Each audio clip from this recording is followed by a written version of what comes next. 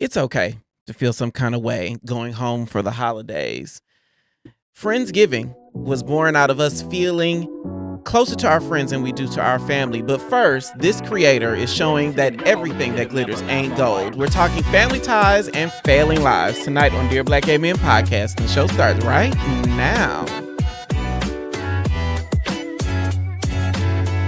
What up, though? I am Jay the Gentleman. That's at JAI the Gentleman on IG. It is Wednesday, so it's time for a new episode of Dear Black Gay Men podcast. It's still our short, bullshit-free step out of our comfort zone to talk about the emotional ups and downs along the journey to happiness. Hopefully, this is your reminder of how dope it is to be black gay men and love black gay men. If you're watching the replay and you want to skip to the main story, timestamps and chapters are in the description. This creator is one of my new favorites that on the internet. He just started bringing us his own content, and I'm living for everything that he's talking about. His name is Jeremy A. Teal on IG, and he's got a cute apartment, and he's smart to boot.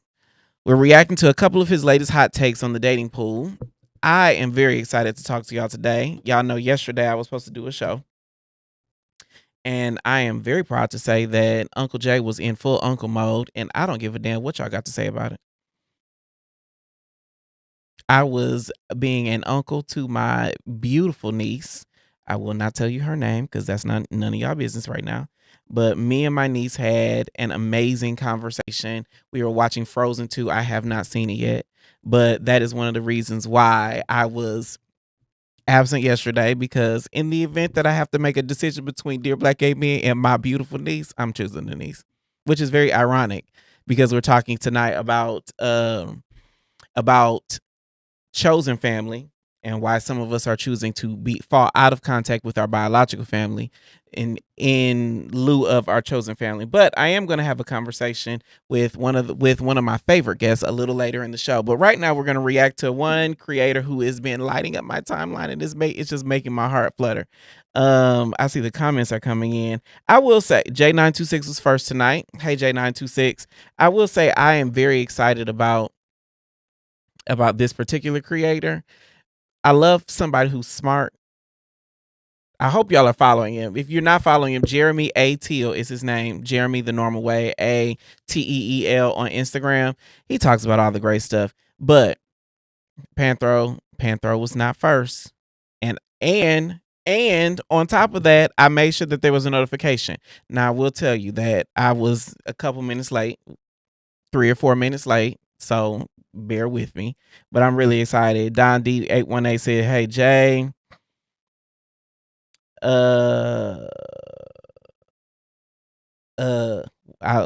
wait." Panther said, "You are learning, young Padawan." You know, I love that reference. Star Wars is my judge. I have a Pandora charm bracelet that I wear. It's one of the gayest things that I own, and my best friend knows that Star Wars is the thing. I got the Star Wars charm. I got a Baby Yoda charm. I got a lightsaber. I'm just that gay. Okay. Chris Pine said, "Hey, J926. Hey, Rolando says, "Hey, everybody. Risa out the 7. Hey, girl. Hey." That's a new name. I don't think I've seen that one. Jay was on his uncle duties. I absolutely was. Anytime my brother or my sister-in-law say, "Jay, I need you to babysit," I'm in that thing. And sorry to all these men in the chat. My bad. But if you want to love on this creator as much as I do, Jeremy, his IG is, you can follow Jeremy AT on IG. Let's check out what he got to say. What is going on with bro? Bro. Every other word is bro. Did I miss a memo? Pause right there. Let me know in the chat. Like, I know that some of us have a thing for like trade language. That's what I call it. Trade language. Some of us like enjoy, urban talk, urban speak. Is that a turn on for y'all? Or is it situation specific? Like, I know that like bruh is it's part of the nomenclature now. It's like nigga. And there are certain times where I appreciate trade speak. Like, when we doing what adults do. I appreciate the trade speak. Rolando says, "Whoa, are we Star Wars guys in here?" Absolutely. Absolutely. Panther Anthro says, love his grave. Rolando says, nope. Y'all don't like the trade speak? Like, not at all, ever. No bro, no nigga, no all of that. Maybe okay. I hope that's not your way of saying I need to stop saying them words, but well, let's keep going. Is there now a tax on vocabulary? It's like language downgraded. Not simpler, it just got cheaper. Like off-brand communication. Somebody will be confessing full-on childhood trauma and still have the ability to say, bro, that really hurt me, bro. Okay, pause right there. This came up in my research about this particular topic. So later in the show, we're going to be talking about these family ties and very dense family dynamics between, biological siblings, children, so on and so forth. And what's going to come up later is people have a lot of language to express certain feelings. Like we have a lot of language to express trauma and betrayal. We know what gaslighting is. We know what breadcrumbing is. We know all these very traumatic words. But when it comes to expressing like deep feelings, for some reason, our language is limited. Do y'all hear that or receive that, or am I the drama? Like when it comes down to like truly expressing who we are, truly expressing what we like, how we feel about certain things, for some reason our language, we have a language barrier. And it ends up coming out as, bro, that made me feel, bro. Am I the drama? I can be the drama here. I don't mind. Am I? Am I? Again, let me know in the chat. Okay, let's keep going. Sir, please, you are crying. Use a noun. Okay, bye. Yeah. Rolando says, bro, hold on. Rolando says, bro gives Neanderthal, in my honest opinion, bruh, I love. Bro is different. Okay, I'll give you that one. I see that. My song, De Creole said, bro type shit is you cool and diabolical are my new phrases and words. My 21-year-old is so proud of me. Now, again, it sounds like you have an appreciation for trade speak.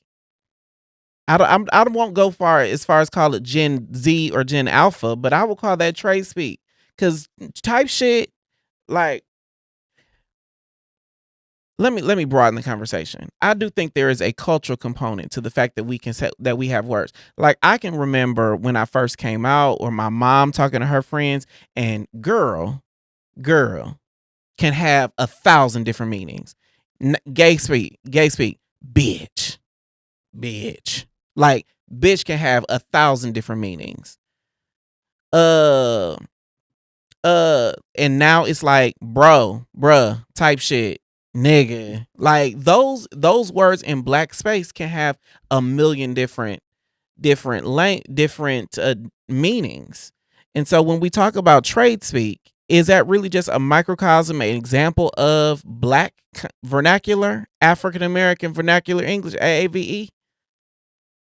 Or is this a white standard that we are trying to impose on us, that we need to have these very broad languages to express these very unique feelings, even though in black spaces we can know what type shit means. We know what bruh means. We know what bitch means. We know what girl means. Is this imputing white standards on these very black vocabulary words?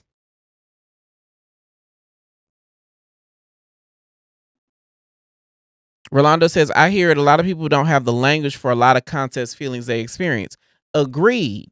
A lot of people don't have the language, but in certain instances, Rolando, can you hear that in black spaces, perhaps these words are exactly the language we want to express? Like if I call my best friend and be like, bitch, he knows what's coming. If I am locked in a debate with somebody and I be like, bruh, we know what I'm trying to communicate.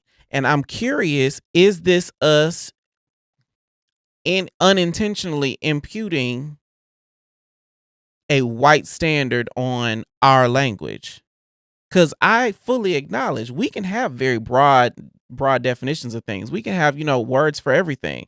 There are Malcolm X, one of my favorite movies, demonstrated that he read every word in the Bible in the dictionary. Started with aardvark.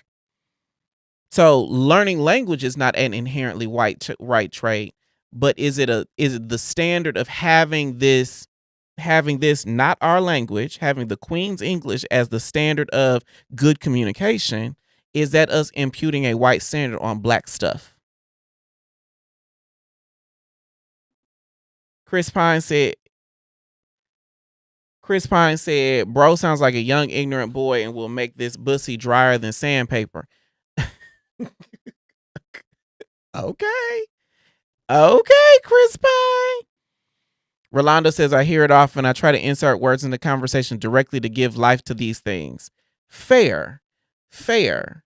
But that none of these points negate the fact that when a black man is talking to a black man and we say, bruh, yes, between the two of us, we can agree that there might be 1,000 other ways you could have expressed those same set of feelings, but that does not change that we know what we're talking about. It's just like me and my dad. My dad speaks 5 languages, right? I speak 2 of the languages he speaks, and I also speak Spanish. And so I could talk to my dad in English, which ironically is a very limiting language. Like, there are African languages, generally speaking, in my experience, are a lot more expressive than English. But when he and I speak, I could say una semajanini, and I could say that, or I could say, que haces, or a whole bunch of different things, but I choose English. Could it be the same standard? I could say a million different things, but I choose bruh.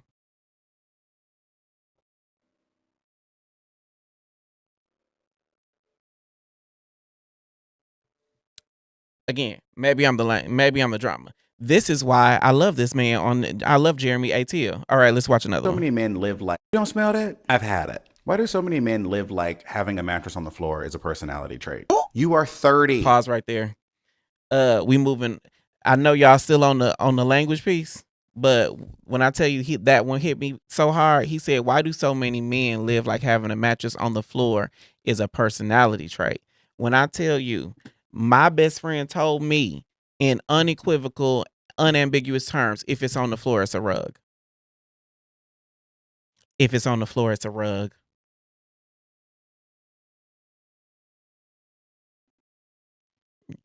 I see the conversation is heating up about language. J926 says, I guess it depends on who you're talking to. That's where the code switching comes into play. I am curious as to why do we feel the need to have to code switch? The dialogue about having a broader set of vocabulary to express black people terms among black people feels as if we should be able to accept that there are certain words that work in certain instances for us. Now, if you got a code switch for survival, like code switch to maintain a job or code switch to get something done out in society, that's a different thing. But we niggas in here. And I truly believe when I say bitch, y'all know what the fuck I'm talking about. There are enough context clues in that for y'all to have a clear understanding as to what I am talking about and how. If I say girl, y'all know what I'm talking about. I should not have to code switch among us talking to us about things that matter to us. Maybe I'm the drama. But let's keep going. Let's see what he got to say about living arrangements. Where is your bed frame? Where is your couch? Couch. Why am I sitting on a beanbag chair from 2012? You could have at least upgraded to an ottoman. Ottoman. Where are your forks? Plural. Forks. Now, let me tell you this. I will say I am guilty of this. I have inherited forks from every woman in my life. The silverware that I eat on to this day is given to me as a housewarming gift from my sister because she upgraded. That is one aspect of my house that I absolutely agree is not up to gay standard. But my question to us in the chat is, are we in a space? Like, is this something that is unique to Black gay men? That we think about the accommodations we provide in our home? Because I know a whole lot of Black gay men who ain't got nothing. Walk into their house, ain't not a dinner table, ain't not a side table, ain't not an ottoman, ain't no coffee table, barely a sofa. They got a comforter tacked to the wall as a window treatment. So I think that, we are all across the spectrum when it comes to our accommodations. Having a nice home is not inherently a gay trait, at least not a Black gay trait in my experience. Are y'all the same? I think at a certain point, I ain't never seen a person who bought a house that has bad accommodations. Like, if you got a house, then generally speaking, your house is laid. I ain't never been to a Black gay person with a house that ain't got shit together. But the apartment girlies, because I am one of them, we hit or miss with how our house is put together. I've been to, 50-year-old man who still got comic books tacked to the wall as window as wall coverings in the main living area. Let me keep going before I get off the rails. Our guest is here, so I'm very excited. Not the one single prison-issued fork. Why only one towel? That towel has been fighting for its life since the Obama administration. Your soap selection is a 3-in-1 shampoo, body wash. I shouldn't walk into your bathroom and feel like I'm at a truck stop. And that smell. You don't smell that? Because we smell that. Everybody smells that. From this day forward, I am resetting the bar. If your home isn't comfortable and clean, stocked and smelling like you respect your company, congratulations. We're meeting at my place from now on. Okay, bye. That's a good one. Okay, teammates. My question for the chat is... No, I ain't going to do that. Okay. We'll be right back.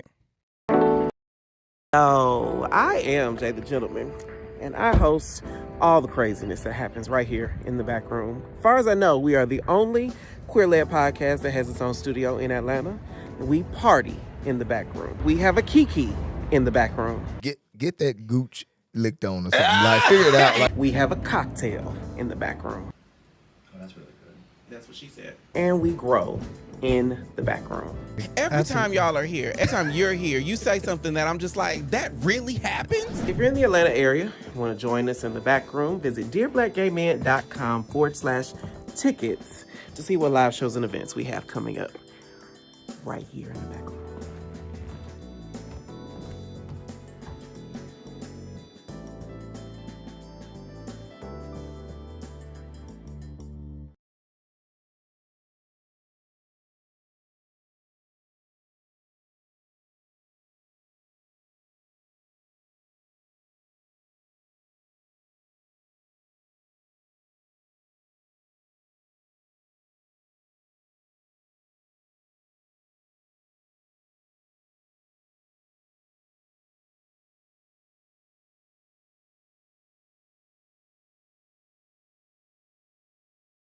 Am I going crazy?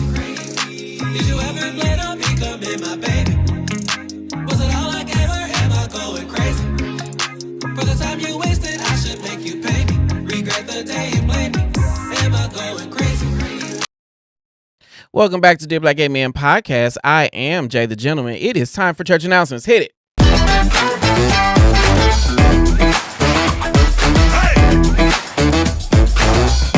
Every week, I write about the ups and downs of my dating journey on our blog on Substack. It's a deep dive into my emotional and sexual trials while I keep my man in 2025. You can join for free by clicking the screen now or the link is in the description. This one says, I am a bottomist. I believe in the social, political, and economic equality of the positions. It is my magnum opus, one of them, to men who are the more penetrative partner. I believe that there is equality needed to be had among all of us, and that is my conversation about it. You can read it by going to our Substack. The link is in the description. Who decides what makes sex good? One thing I've noticed that straight people and gay people have in common is we ask the wrong people for sex advice all the time, especially since we're about to be coming up on these holidays, either kikiing with our girls or drudging it through family time. Men talk sex with men, tops talk with other tops, bottoms kiki with other bottoms. But the gotcha for me is that my sex only got good when I started talking about sex with the people who I have sex with. Ain't that crazy? But when you've never had that conversation, it can be weird just starting talking about it out of nowhere. So these 3 questions have helped me navigate sex talk so I can figure out what makes it better for the people I'm having it with and why. Number 1 is, what's something non-sexual that turns you on? Understanding what gets someone in the mood will help you figure out what can keep them in the mood. If he likes physical touch or random displays of affection, you can start the foreplay long before you get naked. Or maybe he wants you to call him a good boy or tell him that you're proud of him or talk him through whatever you're doing. Find ways of connecting that are specific to him. Then number 2, what position do you like most and why? I guarantee sexual position is not just the angle the dick inserts. If he likes missionary, maybe it's the eye contact that turns him on. If he likes doggy, maybe it's how you hold his waist or how he likes being spanked. The why is way more important than the what here. Then number 3, when do you feel like sex is over? We all assume that sex ends when the top comes. Some bottoms don't need to come during sex. Some bottoms can't come during sex. Inquire how to finish him off and what makes climax glorious.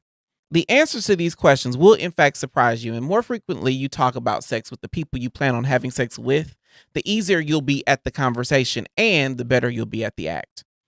Follow for more dope queer stories. The easiest way to support what we do here on Dear Black Gay Men is to become a YouTube member. Members get access to exclusive conversations, the members only chat, behind the scenes content, and you can join me right here on the show to chop it up. And a portion of your memberships will be donated to an Black queer nonprofit that's doing the work in Black queer culture. Just hit the join button below this episode or send a super chat of any amount. For all the latest updates, follow me everywhere on socials. At JAI the Gentleman. That concludes our church announcements. Please govern thyself accordingly, and we will be right back with one of my favorite guests. We'll be right back. What up, y'all? I need your help. There's this new feature on YouTube that can help us grow as a channel. It's called Hype. It's free. I've seen it work on small channels just like ours, but it only works if we all do it. Antonio Speaks is a channel that I follow. He started at 20K subscribers when I hit the subscribe button, and I've seen him get 1,000 new subs in a day. Hundreds of thousands of new viewers. On YouTube, right next to the like and share, there's this new button called Hype. The more a video gets hyped, the higher it will rank on YouTube.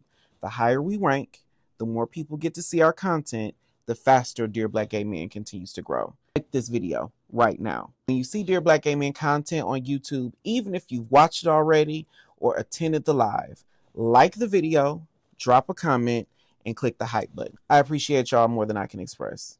Let's get to 20. I've been in the gym so I could do 2 things. It's 1, thirst trap on the internet, and look good for my man when I find one. And that's why I'm excited that support for Dear Black Gay Men comes from Twillery. Black men, whether you're in the gym, like me, or blessed with good genetics, like me, carry our weight in a couple key spots that can make suits and slacks hard to fit and uncomfortable to wear without either having to size up or break the bank in tailoring. But Twillery answers the fit problem with their performance fabrics. It's the right fit for the tailored look and just enough stretch for comfort and breathability. I'm wearing right now the solid performance polo that hugs my chest and arms while tapering just enough at the waist to show off the good parts. Twillery carries suiting, polos, button-ups, and everything to impress at the job or knock someone's socks off on a date. And you can shop for the perfect fit right now at Twillery.com, and we've got a special offer for the DBGM family. Take $18 off your first order by using code M300J. That's Twillery.com, and we thank them for supporting our channel. Welcome back to Dear Black Gay Men Podcast. I am Jay the Gentleman. If you're enjoying this content, hit the subscribe button and turn on notifications so you never miss a live every day at 9 p.m. Also, hit the like button on this video to help more listeners find the podcast. Our main story is one I'm hoping you'll watch from beginning to end as we start the holiday season. So many of us either are doing our obligatory trip home for the holidays and stay just long enough for our family to lay eyes on us, or we opt not to make a trip at home at all. Either way, Black gay men have some mixed feelings about family and boundaries. And that's why so many people in general, are opting to maintain no contact with their parents and families because of a slight or an unhealed trauma. Tonight, I'm talking with our resident therapist, Dr. Jonathan Lasseter, who is the author of How I Know White People Are Crazy. when I tell you I love that type of and other stories. The and other stories always gets me. He's joining me to react to the latest episode of the Oprah podcast called Oprah Explores the Rising Trend of Going No Contact with Family. Doc, I gotta add you into this show because I want to get your opinion on some things. Let's see if I can get you in. We're gonna have to try this somehow. Normally I would have done this long before you got here. My bad, Doc. Hold on just a second.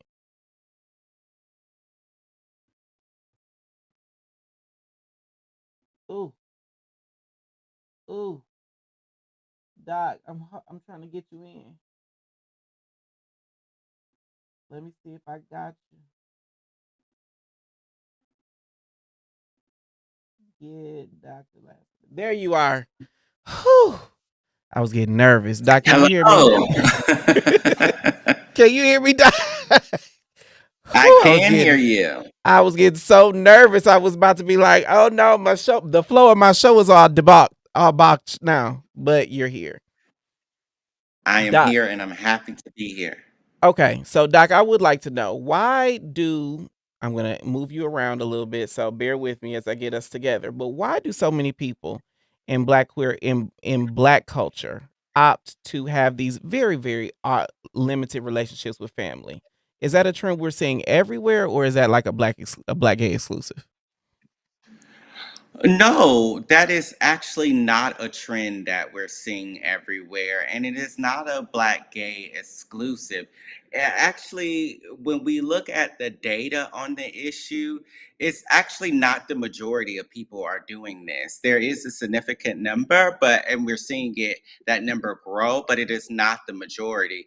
And when we look at data that looks at the differences among racial and ethnic groups in parental estrangement, we actually see that Black adult children have a three times are three times more likely to be estranged from their father, according to compared to their white counterparts. However, that's not true with their mothers. So there's also differences in which parent people are estranged from. Furthermore, what you don't often hear about is that even if a person is estranged from their family member, there's often a event of reconciliation in the future. And sometimes we could be estranged, we can reconcile, then be estranged again, reconcile, etc. So it's really not that cut and dry. So, okay. Now, but in my head, I can hear all the black girls that are getting ready to take their trips home tomorrow. And that is the story of so many of my friends. They are going on Thursday, coming back on Friday. They might stay till Saturday until Aunt Bertha or somebody piss them off. Like, it feels like we have this very strained relationship with our extended family because, in my experience, also, most of us don't live where we grew up no more. We got to go back to the country or back to some other city. I did it with my family years ago. I would live in San Antonio. My family was in Dallas. I have several friends. I'm in Georgia now. Several friends that are going to either Alabama or South Carolina or Tennessee. Like the girls don't feel like the warm and fuzzies around family. Why is that? And understandably so. So many of us girlies have experienced discrimination. We've experienced verbal abuse, psychological abuse, some of us physical abuse from family members, sexual abuse even. And there definitely is the feeling of being hyper surveilled, right? The sense that our family members are always looking at what we do, critiquing how we talk, how we speak, etc. Right? In terms of our gender presentation and sexual orientation. And so I get people not feeling very comfortable or wanting to spend a long time around their family. That makes sense, right? So however, one of the things that I'm often working with in my clients is this avoidance piece. Now, again, if your family is abusive, then by all means avoid, right? If they are not abusive, but they are they just make you uncomfortable, I'm often encouraging my clients to not avoid, but to confront. Okay. Because in that confrontation, there's actually a chance for growth, but in avoidance, there is no chance for growth. Okay, so I'm gonna give it to you in a different set of words that is much less professional because I'm the ratchet ass butch queen on the line. But sometimes you do gotta cuss that bitch out. I will tell you my You do. story. My story is someone very, very close to me. Very, very close to me. And I never saw eye to eye on the basis of my sexuality, something that I didn't change. And one thing that I told this person is I didn't ask to be here. I didn't pray to God to be in this family. I am not the blessing. I am not my own blessing here. I blessed y'all because y'all prayed for this baby and now look at you. And so some in my head, like Mr. Say, now I'm not telling anybody to hit anybody, but sometimes ain't nothing like a good sound verbal beating. I agree. We have to let people know what our boundaries are. We have to let people know what they can and cannot say to us. And when we hold our tongues because we want to keep the peace, we are letting those people know you can say anything you want to me. Mm-hmm. Okay, and so let's go through some of these comments because the people are talking to you, Doc. But Winterman is one of my faves. Says so instead of going no contact, we prepare for a fight every holiday. I think that is a lot of our story. Instead of going no contact, we come with our Thanksgiving clapbacks. Is You that do, healthy though? and listen. No, I hear that sometimes the clapback is necessary. Like you said, sometimes you got to read a bitch. Here's the other, I right? love hearing you I say mean, that. Go it's true. ahead. Sometimes, though, here's sometimes it's our own defensiveness that has us seeing harm where there might just be misunderstanding. Okay, unpack that for me. Sometimes it's our own defensiveness that has us seeing harm when there might just be Right. misunderstanding. What do you mean by that? Yeah, so sometimes people are saying things because they don't understand, or they like people. Listen, for most of us, it took us a while to accept our own gender identity, sexual orientation, etc. Right? Mhm. So our family members are often still Wait, going through hold the on, Doc. Imma process. see if I can make you bigger real quick. There we go. Okay. Go ahead. Much better. So our family members are often still going through that process of trying to understand us, and they may not have the language, they may not understand the dynamics, etc. And some of us, because we have been hurt in the past, go into the situation looking for danger. And that's understandable. Again, that's understandable. However, when we go into a situation looking for danger, we are often likely to find it. And so what I'm often working with my clients about is right sizing that vigilance, right? Okay. So if there's threat, okay, address the threat. But sometimes people may just not have the right language and they're not coming for you. Okay, so there's a couple questions in the back. Rolando asks, he says, "Does that mean a reconciliation event is something that's anticipated for people that go non-contact? I'm wondering how circumstantial that is." Yeah, so a reconciliation event, uh, it is not, I guess it's not necessarily anticipated. I mean, again, because our families could come and say, you know what, I know I've been acting the fool these past few Christmases, But you and know Aunt I've Kathy talked. ain't gonna say that shit. You know Aunt Kathy ain't gonna Um, say that shit. Aunt Kathy might not. However, if my mama check Aunt Kathy may come through.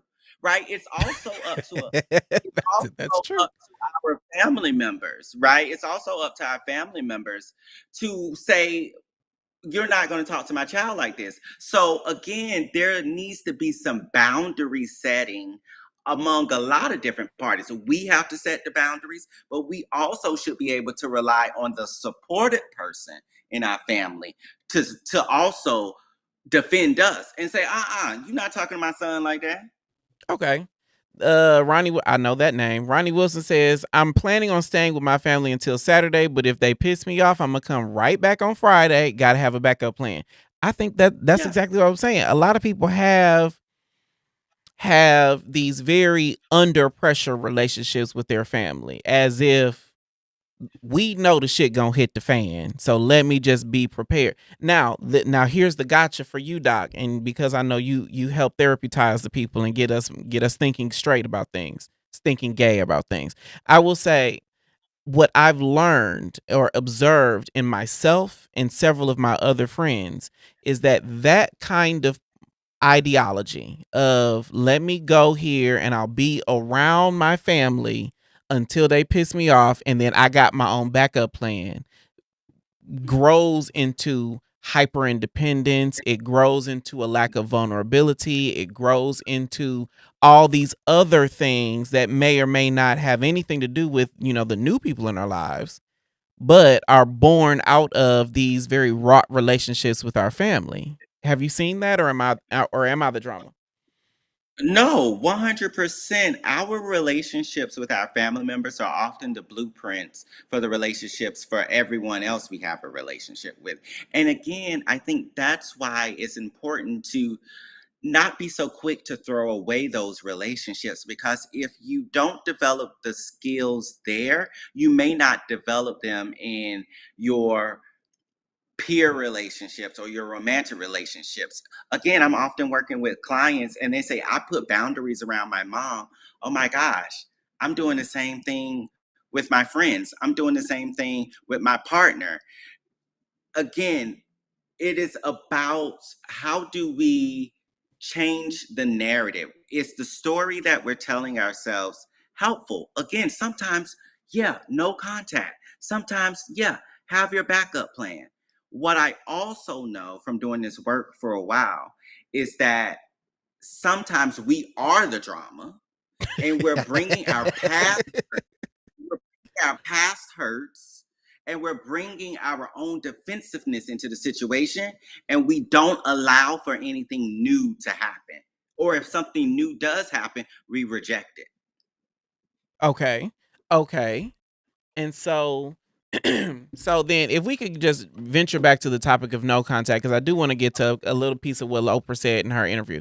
But Mhm. if it feels as if, because I do know there are a lot of us now, granted enough, in Oprah's interview on her podcast, there was only one black person, and he was two black people. I remember one was a mother who has no contact with her son because of some violence that happened in the family, and one was a father that had to learn how to reconcile with his daughter. Like, those were two black stories.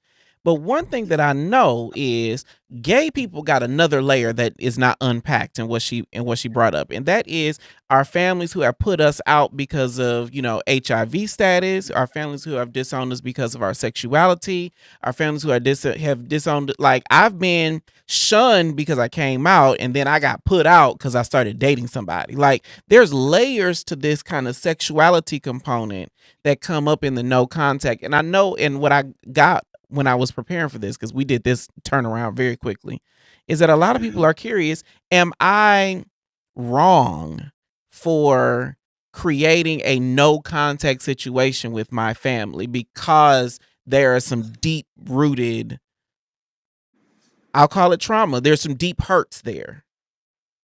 No, 100%, you are not wrong for establishing no contact with your family. If you feel like that is the best thing you need to do for your mental well being, by all means do that. What I also know is that there's not even a chance of reconciliation if we completely cut off our families. Okay. That both of those things are true, right? So I'm Okay. not blaming anyone. I'm not blaming anyone for cutting off contact with their family. Sometimes that's the most healthy thing you can do. And doing that can sometimes foreclose the opportunity to heal. Okay. And now what I observe again in myself and in the people that I talk to either on the podcast or in my daily life as as a black gay man, what I notice though is in either of these very prevalent situations that I've observed in our culture, either a no contact situation where I'm is my chosen family only, and I'm not going to reconcile or at least attempt to reconcile with my family, or over here I'm going to tolerate my family for as long as I can, and then I'm gonna go back to my own house. It feels as if neither of those circumstances set us up to build the tools of conflict resolution. It's either Exactly. I'm either going to deal with this elephant, I'm going to tiptoe around the elephant and never deal with it, or I'm going to ghost you. 100%. You got it. You hit the nail on the head, right? Because both of those allow you to avoid. And avoidance is a good strategy in the short term, but it is a harmful strategy in the long term because again, it does not allow you to confront the problem, the root of the issue. But I think now, again, clearly I agree because I've observed this. I did it for several years. I'll tell y'all the story. Like mine was when I came out. I came out in my 20s, and then shortly after, I started going to a different church. I started going to, just establishing my own life separate from my family. And people in my family were very, very upset at the fact that I left the church that I grew up in because it never affirmed me, right? And one day my mama came to visit me and she said, "You need to go to a real church," meaning a church like the one she attends. And I said, "Are you saying my faith isn't enough?" And that just snowballed into like I said some choice words. I didn't call my mama a bitch, but I definitely said some choice words. And then I didn't talk to any of them for years after that. And that was at the time that was some of the most pleasant time of my life. But what I realized is in those same set of years, cut off so many other people because in the first sight of red flag, yellow flag, just a lighter version of a green flag, I cut them off. And in my head, I justified it as, if I cut my mama off, how would you ever stand a chance? Exactly. This is what I'm saying, right? And so I have a similar story, right? So when I first disclosed my sexual orientation to my mom, she was sending me Bible scriptures, right? Oh, She you was got like, one "Oh, of those? yeah, we're better now." But that's my point, Mine right? too. It's Mine too. because Me and my mom are better now too, but go ahead. yeah. So, but she was sending me Bible scriptures, and what eventually happened, I never went no contact, but I did sort of lessen the contact for a little while. But what eventually happened is that I had to call her to the mat on her faith because that's the other thing. I was raised in the church, so I'm a church queen. So I know the Bible too. I just love hearing you say stuff like that because I'm talking to you like you're a doctor, and a therapist, and an author, but also you got a butch queen in there that comes out in the most beautiful ways possible. But go ahead. Of course, I'm a human being. But yeah, no, but I'm a church queen, so I know the word, right? And so what I would do is, I remember having this conversation with my mother. I said, "Mom, the Bible says you will know a tree by the fruit it bears." I said, "Look at my fruit. Hmm. Does this look like ungodly fruit to you?" And in fact, if you look at your other kids, That is a lot of our story. That is not my story. If there is a wayward child in the three of us, it's me. But that is a lot of our story. but The your darling of the family is usually the queer one. But your fruit, though, if you look at your fruit is also tells a story, right? You help liberate a lot of people every day. You help people feel seen and heard, right? Who in the Bible did that? Jesus, right? So if we want to use the Christian faith, right? Then we can by confronting, by having these conversations, we can help people push beyond their own limitations. And that's Uh, what I found with my mom. Years later, my mom said, "You actually helped me grow in my faith." But you if know I what? had stuck back, that would But have you never know what? happened. I will tell you, my mother said something very similar. She pulled me to the side and she said, "You make me a better grandmother." Because what I've learned in confronting, and then we'll get to the Oprah piece, but what I've learned in confronting issues head on, or at least creating a space where confrontation can lead to some type of reconciliation, is that our families, as much as I hate that I know so many people would hate to hear this, our families did the best they could.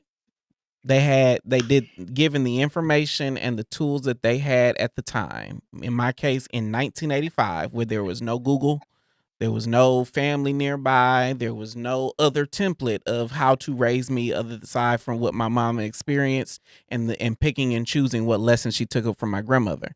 But she did the best she could. And she realized in me confronting her with her bullshit that there is a different way, a potentially a better way. And now she gets to undo all of that with my niece and my nephew. And my sister did something very similar with my younger brother because they have a huge age gap. But my mother, she tapped me on my shoulder the other day and she said I make her a better grandmother. Okay. We are going to react a little bit to this conversation that Oprah had. I got some very specific points I want to get your take on, Doc. Are you ready?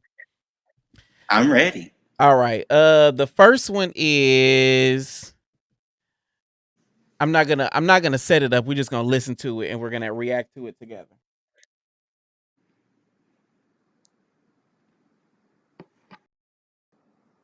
Okay, let's see if I can get this right.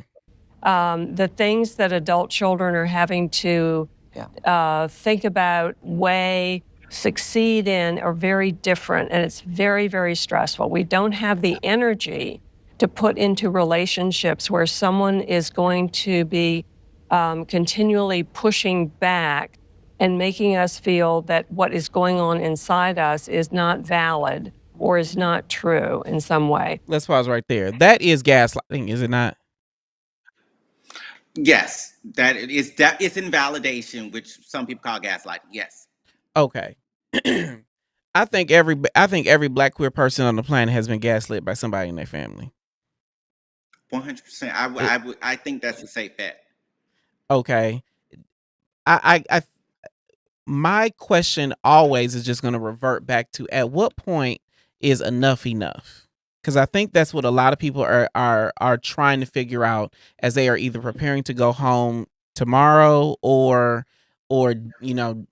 begrudgingly packing for a road trip or a plane flight tonight, or not going home at all. A lot of us are trying to figure out where that boundary is.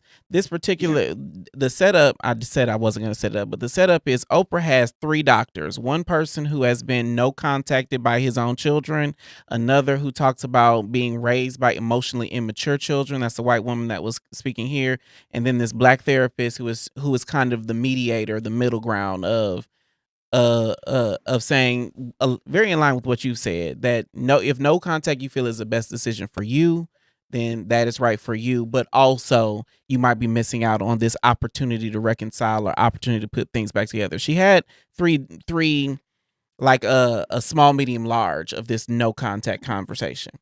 And what the feedback that I'm getting either in the chat or in our preparation for this is a lot of people are like, Doc, I am sick and tired. I'm sick and tired. And what I heard is a lot of people want permission to go no contact with their family.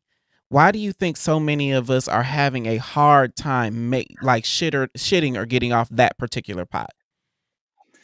I think it goes back to the sort of messages that we received from our parents when they were invalidating our emotions. So then, therefore, we have trouble trusting our own emotions. We doubt our own thoughts, our own emotions. And I say it's time to go no contact when there is a lack of good faith on behalf of our families.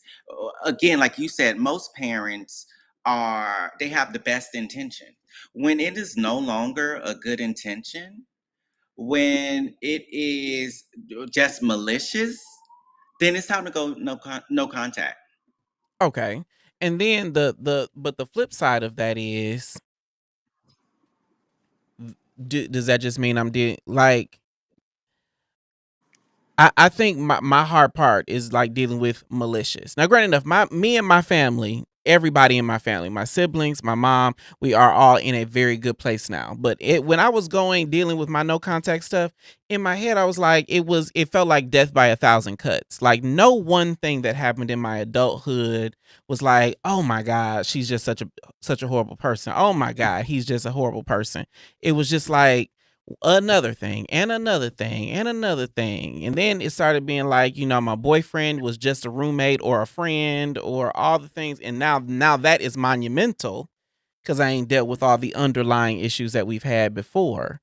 And so how do we start these conversations with black parents? I always say go with the emotion. And because again, if our parents do have good faith and they really do mean the best, again, all Mm-hmm. parents don't, but if it's the case that yours do, let them know how that makes you feel. Oh, hold Let on. them know how it, or can you still hear me? Yes, go Let them ahead. know how it, yeah, let them know how it makes you feel. Say, and make, I literally coach clients through this. Say, Mom, Dad, I know that you love me. And I know that you don't mean to hurt me. But when you say this hurts me. So here's what the truth is. This is not my roommate. This is my partner, the same way that my sister's husband is her partner. It would make me feel loved and accepted if you said it, if you refer to my partner as my partner, not my roommate. Right? Now that's a little, like I said, I coach people That's through this. I'm a very therapist. that's very you Right. got your But degree and you know every fucking thing, Doc. right, exactly. It is. But what I'm saying, you don't have to say it like that, but the sentiment, the gist of it. You get what I'm saying? Like lead Yeah, with the emotion. but one thing I know that applies to me is I'm so sick and tired of being a bigger person. When they are going low, I want to go to hell. And I think a lot of us are in that position where we have had to bite our tongue. We have had Yeah. to mash down our feelings. We have had to put on a Yeah. strong face because we are confronted with bullshit on every hand when we get back to that house, even though the food is good and it's a whole bunch of family around. We don't want to deal with these niggas. And so the idea of having to be the bigger person one more again just feels like a monumental mountain. And my head is like, what payoff is there for me to be so evolved with my family when I know that they are not going to be evolved with me? In my head, that is just a proof positive that let me just go down here for this little 24, 36 hours and carry my ass back to my own house where I ain't got to deal with you niggas. So here's what I'll say to that. One, that's real, right? Sometimes we don't always want to be the bigger person. However, what I have found is that 9 times out of 10, us gay boys, us gay kids, we're actually the most healed person in our family. And that comes with some responsibility. With great power comes great responsibility, right? Yes. And so if you don't care, then again, go non-contact. It's fine. But if you actually care about the relationship, then it may require you to take on more responsibility. And why are you doing it? You're doing it for the possibility for there to be healing among all your family members. Have you dealt with men in considering either no contact or very strong boundaries or limited contact with family? Have you dealt with men that were able to kind of bounce back? They were able to mend and grow into a relationship? Because it sounds amazing that it could be for somebody, but I will bet money. I will bet some Tubmans that the girls in the chat are like, but that don't apply to my family. And again, it may not. So Okay. then, what did Cardi B say? I cut a nigga off so don't get comfortable, right? So Again, I just love how your butch queen comes out, Fred. I love it. right. If that's not your family, then move on, right? And lean into your chosen family. However, again, uncomfortable is different from malicious. And sometimes our families are trying, but they may never reach perfection. And And it's sometimes less they than don't know how to perfection get enough. there.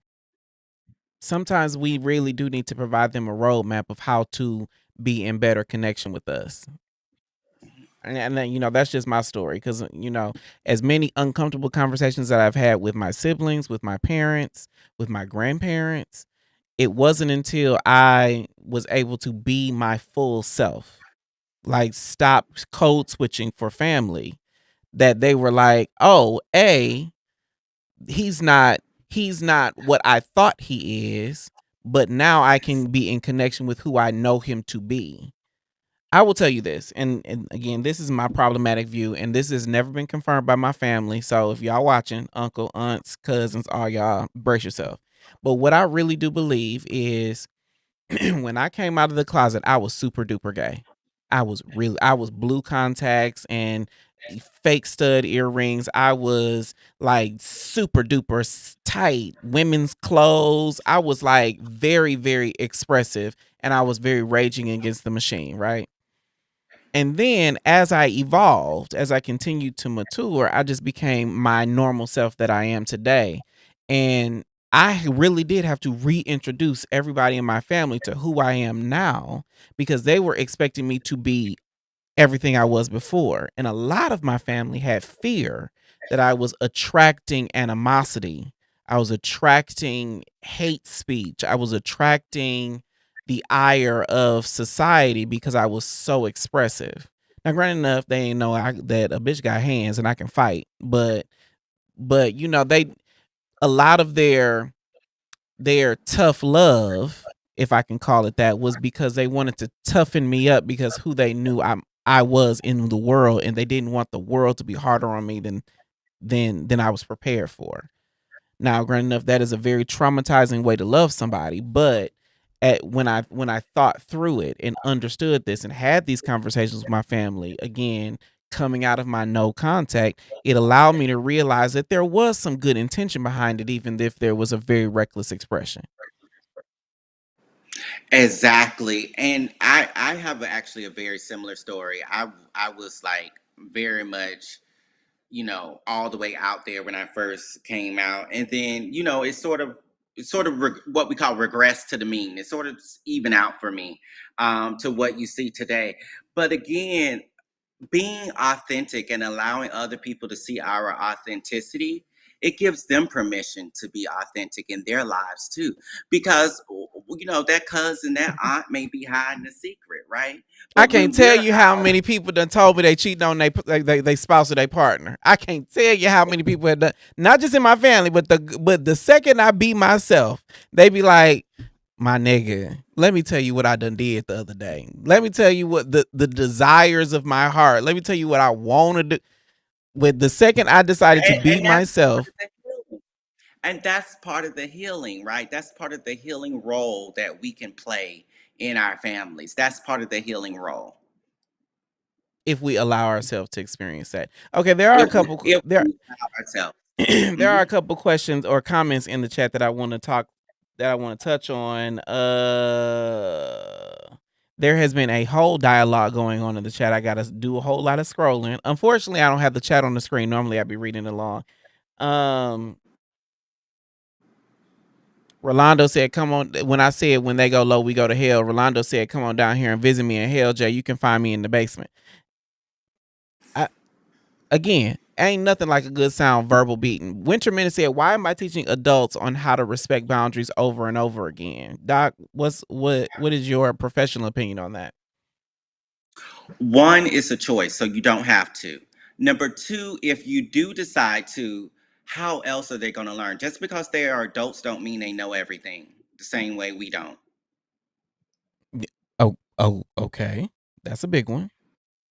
Mhm. And so, I ain't gonna do a deep dive there because we got to start wrapping up. J926 says true, but they have to be willing to learn. They need to be doing their part as far as educating themselves.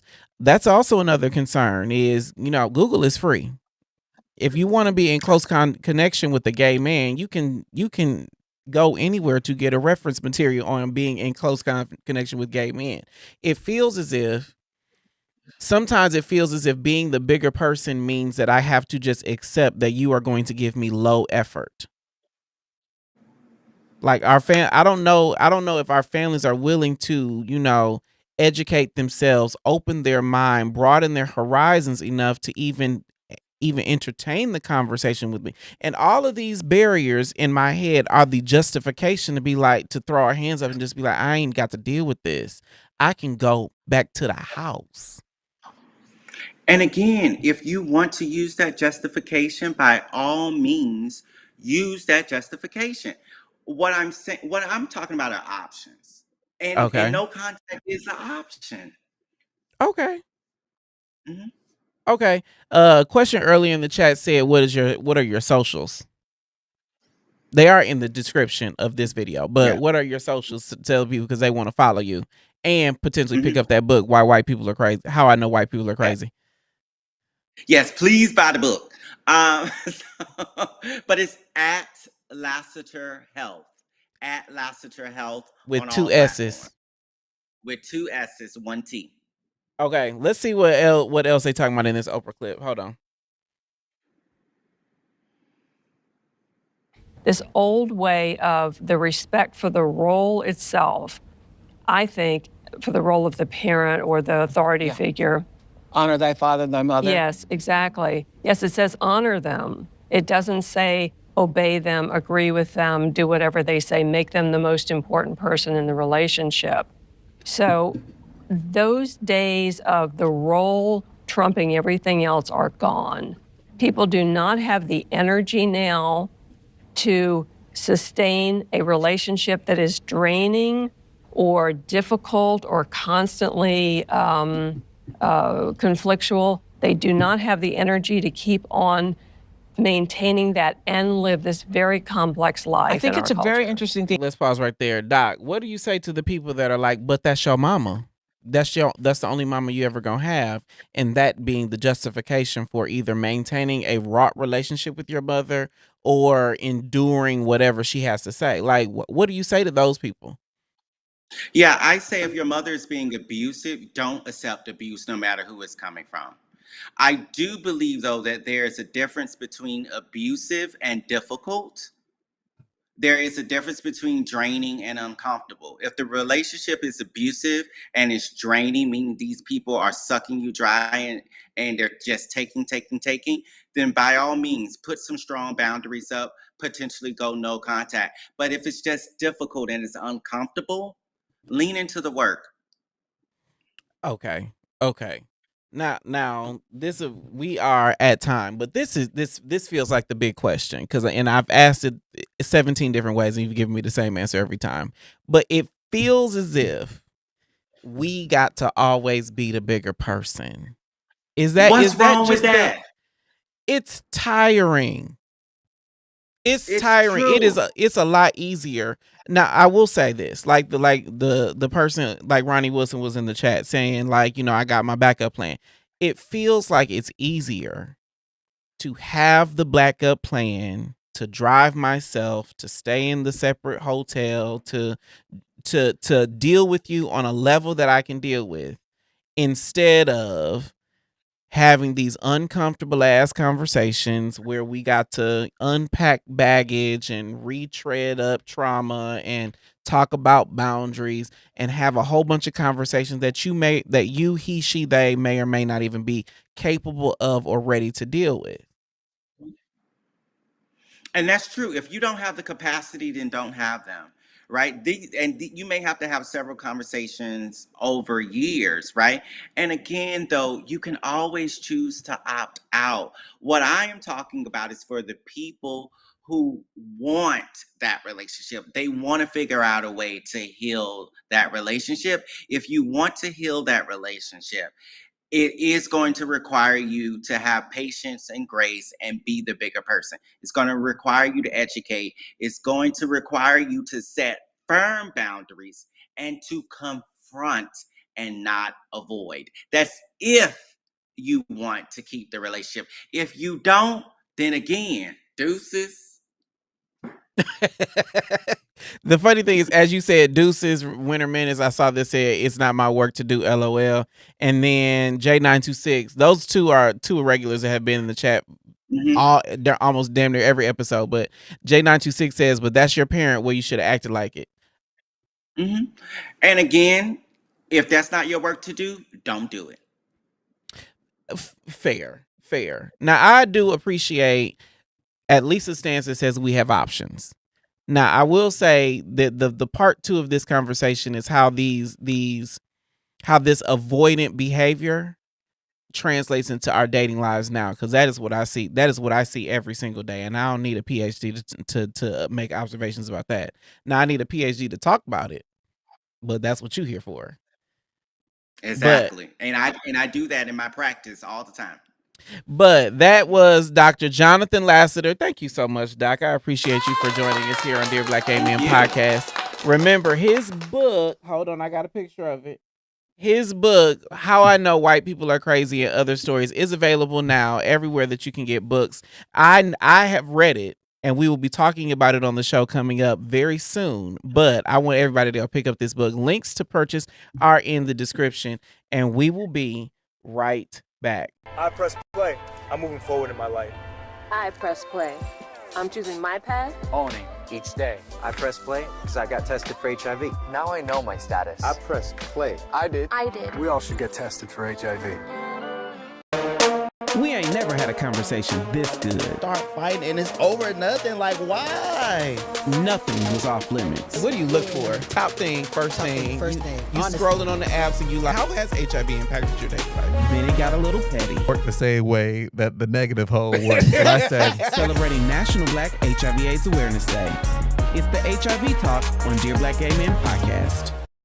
Welcome back to Dear Black Gay Men Podcast. I will tell you this. It is happy Thanksgiving, teammates, and happy Indigenous Peoples Day. This has been an amazing year for us here at Dear Black Gay Men, and we're going to finish it out with a bang. I cannot wait for y'all to see what we have coming up over the next several weeks. But I hope everybody has an amazing holiday. I hope for those who do spend it with your family, I hope that your family is warm and welcoming. For those who spend it with your friends, I hope that the friends are everything that friends need to be at this time of year. And for everybody who is not in a place to be around family or friends, I hope you do have your tribe of animals or whomever that it can bring you comfort during the holiday season. I hope everybody eats good. We will be off Thursday and Friday next week, and I will be back with a whole new episode of Dear Black Gay Men Podcast on Monday.